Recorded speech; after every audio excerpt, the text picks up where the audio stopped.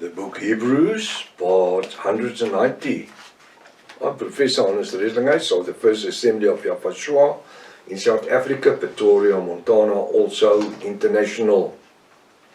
Should you require any of the books which I've written, and again because of the discussion the last couple of minutes yesterday morning, it is so important to get the 2 keys to the book of Revelation. It is life-changing. The Revelation word that's been written in that book, most of that you will find in no other books in the world, or even on internet. If you are interested, my WhatsApp number in South Africa, the code is +27 0722 367 124. Just go to my website, https://yafah.co.za. If this is the first time that you are about to participate in the study, you are so very welcome. All new people are always welcome. Please go to part 1, start from the beginning, because surely you missed out on quite a bit of information.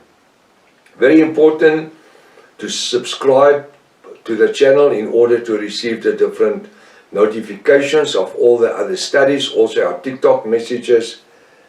Share this link to your friends and family, those that you love. You must have a 1611 King James Bible pen and a notepad ready in order to make your own notes. Welcome to Breakfast with Prof. Hannes. Excuse me.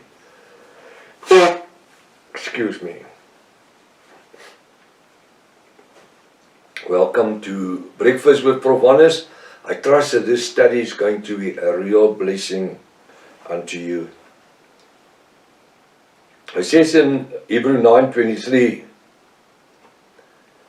it was therefore necessary that the patterns of things in the heavens should be purified with these.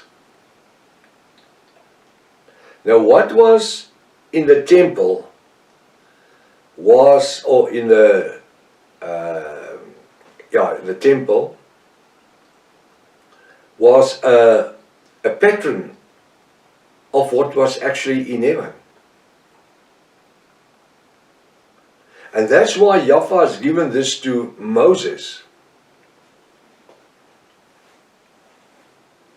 He says, it was therefore necessary that the patterns of things in heaven should be purified with these. With what? The blood of animals, water, hyssop, bronze, and scarlet wool. But the heavenly things themselves with better sacrifice than these. Hallelujah. In heaven there's no goats, there's no doves, there's no lambs. In heaven there's no high priest that sinned in order to have an offering offered unto himself for the redemption of his sin. The word says that the heavenly things themselves with better sacrifice than these. Old Testament had the blood of lambs and doves. The New Testament, the blood of Yafashua. Shed once, offered once unto sin. Hidden sin unto sin that we committed. He says in verse 24, Yafashua is not entered. For Yafashua is not entered into the holy place made with hands.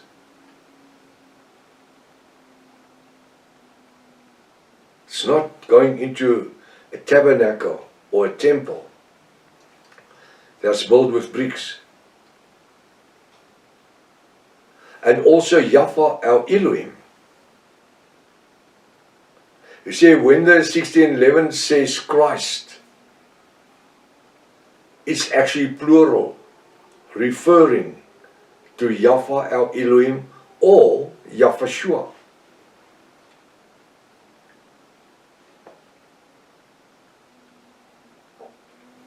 So here we are looking at Yahweh.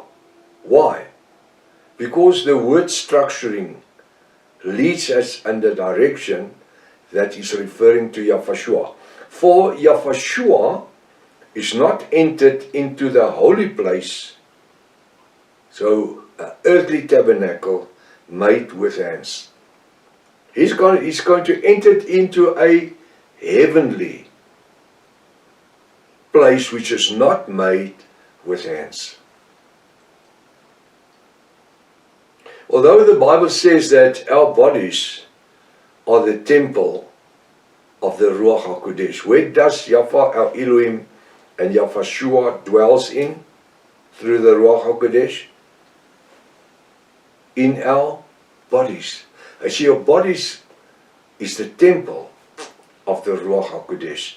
And that's why after we were immersed, first repentance, immersed, Romans 6 verse 1 to 12, living in holiness, keeping my temple sin-free, striving towards a sin-free life. Yes, there's very few people that say they've never sinned again. The Bible says will make him a liar. That's what Yahweh said. But we have the privilege of having Yahweh sitting on the right hand of Father. And if it happened that we should just stumble, I don't even want to say fall. If we will just stumble, immediately Yahweh will step in. He will become the mediator between Yahweh and us. What a privilege. For Yahweh is not entered into the holy place made with hands, that's in heaven, which are the futures of the true,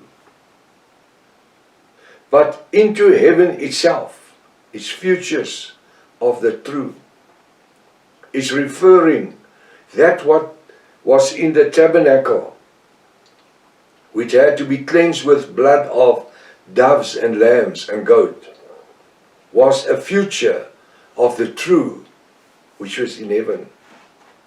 But into heaven itself,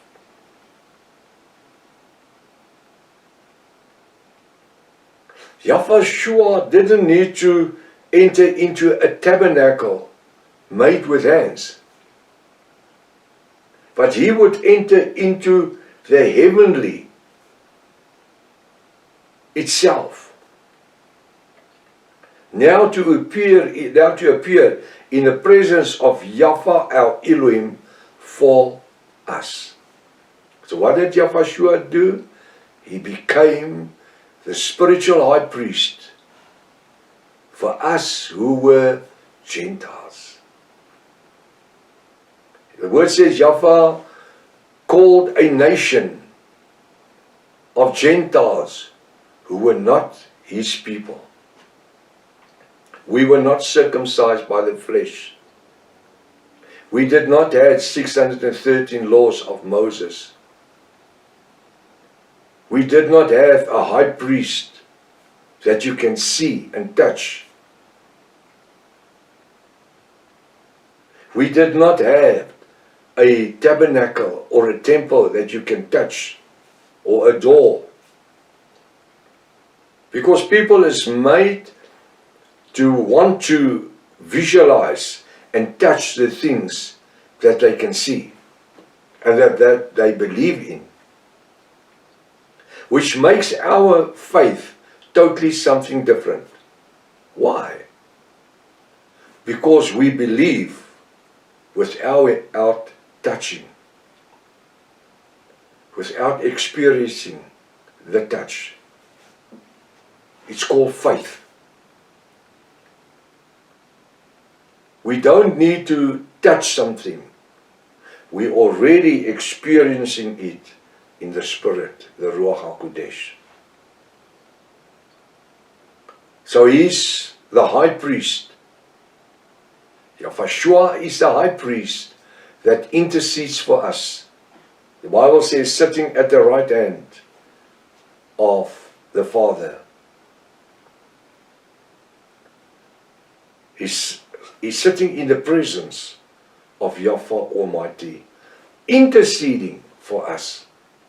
Should we make a mistake? This doesn't give us a free pass of living in sin again. Oh, we have a mediator. We have Yahushua that is interceding for us, sitting in the presence of Yahweh. It's not a game that is to be played. This is eternal life. You are gambling with your life. It says in verse 25, nor yet that he should be a capital H, that he should offer himself, capital H, himself, often. Nor yet that he, that's Yahushua, should offer himself, Yahushua, often. As the high priest enter into the holy place,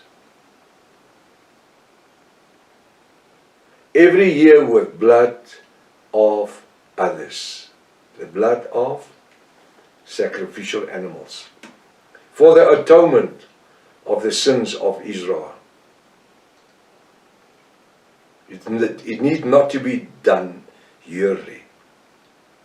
It happened 2,000 years ago. You know what? And it is still functional today, in 2025, in the age, 21st century, we are living in. It's functional. It's working.